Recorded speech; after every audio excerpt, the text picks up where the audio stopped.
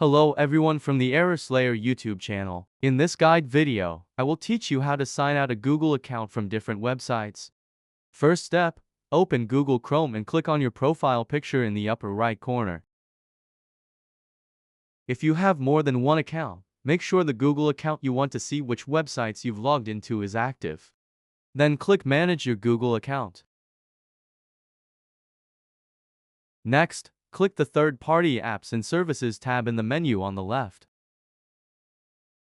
You will then see a list of websites you've logged into with your Google account. Click on the website you want to log out of and scroll down. Then click on the line that starts with Delete All Connections. As you can see, it says your account won't be deleted, only disconnected, so you can log back in whenever you want. You can follow the same steps for each website you want to disconnect. I hope this tutorial video was informative and helpful. If you wish, you can subscribe to my YouTube channel and like the video. Have a nice day.